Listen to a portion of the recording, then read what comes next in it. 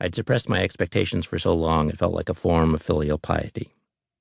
But Timmy still hoped he might finally confess that he loved us more deeply than, for secret reasons, he could ever reveal.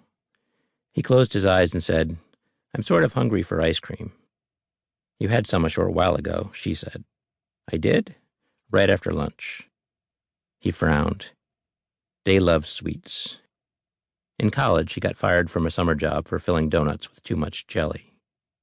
When we lived in Manila in 1967, he spent 2 days in a hospital, as Mom noted in a doleful letter home. Under observation for, you won't believe it, chewing up and swallowing a Christmas tree ball. We had a rather elaborate cake in the shape of a dragon, and the eyes were glass balls. Dory thought they were candy and ate one. 2 years later, Day wrote Mom from Amsterdam to say, drinking young gin, tough, rather than lemon gin, a little sweet, because I want the waiter to realize I am tough. Of course you realize, my lovely, that I'm at least a little sweet. I like a lot of brown sugar in my cereal, and a lot of white sugar in my tea, and a lot of sympathy in my boyish disconsolations. He was prey to darker desires too, but he hid those better. Timmy tried again. If somebody wrote your parents and said, "Tell us about your son, what's he like?" what would they have said? Nobody did that. His laugh was a rueful bark. Nobody cared. So no one cared about you when you were young? Well, I cared about myself. He laughed again more softly. But, no. He turned his reading lamp to glare the bulb at us.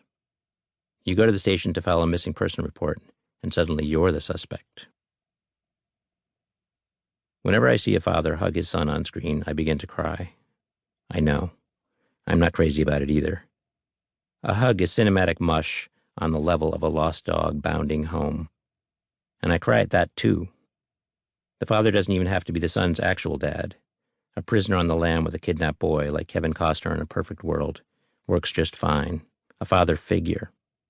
My father hugged me until I was about 7. Then he stopped. I don't know why. We started up again when I was in my mid-20s because I hugged my friends and I hugged my mom, and it seemed weird not to hug my dad.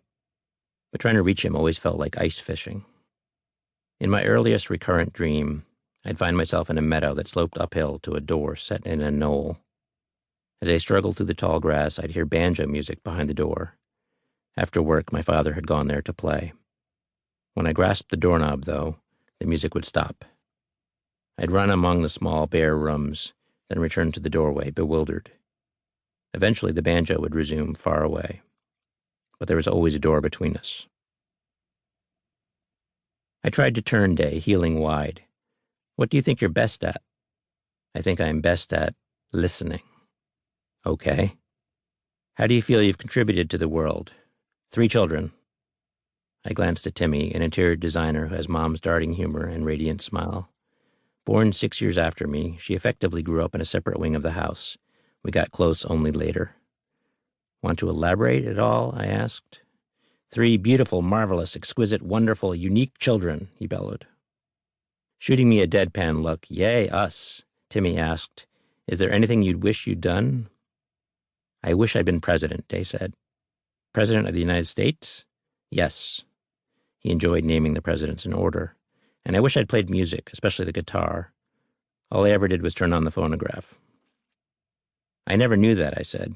"I wish I'd played the guitar, too." My children took lessons for years, but nah. We're the anti-Partridge family. Day looked at his watch, then added, "I wish I'd written more creatively. I wish I'd written more fiction." In the 80s, he published a well-received novel about his youth, Family Laundry. For years, he'd been working on a final book, a memoir. Timmy asked, "Is there anything you wish you'd spent less time doing?" "Answering questionnaires," he said. "I've answered hundreds of them." He backhanded our question away. Since Mom died in 2003, Day has lived alone in their house in Villanova, a leafy, DUI-friendly Philadelphia suburb.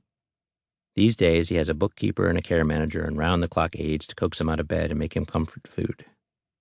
My family, my wife Amanda and our 12-year-old twins Addison and Walker, and Timmy and her family had come to be with him for a few days. He mostly sat at the dinner table, reading the Times and scowling at commotion.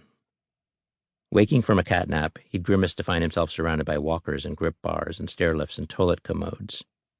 The paraphernalia of decline. When he went to a rehab facility,